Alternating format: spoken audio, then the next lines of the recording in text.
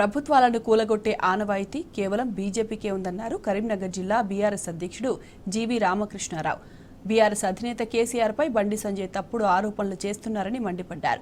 ఎన్నికల ప్రచారంలో కాంగ్రెస్ ఇచ్చిన హామీలను నెరవేర్చేలా బండి సంజయ్ ప్రశ్నించాలని సూచించారు. మరోసారి బీఆర్ఎస్ పార్టీ మీద కేసీఆర్ మీద గానీ అసత్యపు ఆరోపణలు చేస్తే కబడ్దారని హెచ్చరించారు. కరీంనగర్ జిల్లా మానకొండూరులో బీఆర్ఎస్ శ్రేణులు ప్రెస్ మీట్ నిర్వహించారు.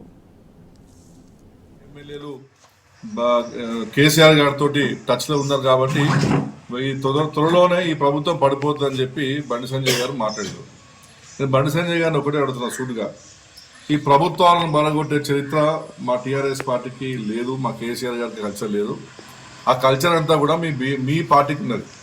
భారతీయ జనతా పార్టీ కల్చరు మీరు గెలిచిన చోట్ల ప్రజాస్వామ్యాన్ని అపహాసం చేసుకుంటా పడగొట్టే చరిత్ర మీది.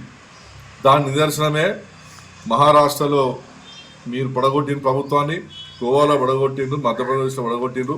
ఇటు అనేక రాష్ట్రంలో ప్రభుత్వాలు పడగొట్టే ప్రయత్నం చేసేది మీరు చేసే పనులు. అంటే మీ మనసులో రానున్న రోజుల్లో కూడా ఇక్కడ కాంగ్రెస్ పార్టీని మీరు పడగొడతారని మీరు డైరెక్ట్గా చెప్పుకోలేక మీరు కేసీఆర్ గారి పేరు చెప్పి ఈ విధంగా మాట్లాడుతారని చెప్పి మేము అనుకుంటున్నాం. ఈరోజు బండి సంజయ్ గారు మాట్లాడాల్సింది ప్రభుత్వాన్ని పడగొట్టడము, కేసీఆర్ తిట్టడం కాదు. నీకు దమ్ము ధైర్యం ఉంటే వచ్చిన రేవంత్ రెడ్డి ప్రభుత్వాన్ని ప్రశ్నించు. 9వ తారీఖు రోజే రైతు బంధు ఇస్తా అన్నాడు, ఎందుకు వేయలేదని చెప్పి ప్రశ్నించు. రైతు బీమా ఎందుకు ఇస్తలేరో ప్రశ్నించు. 200 కరెంటు యూనిట్లు ఎందుకు ఇంకా నా స్కీమ్ లాంచ్ చేయలేదో ప్రశ్నించు.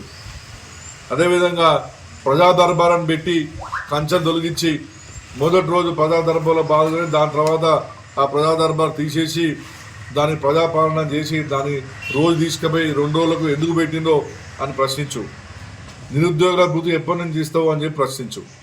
ఇవన్నీ ప్రశ్నించాల్సినవి నువ్వు పోయి మళ్ళీ కేసీఆర్ గారి మీద అటాక్ చేస్తున్నావు అంటే ఇంకా నీకు కేసీఆర్ గారు అంటే భయం పోలేదు.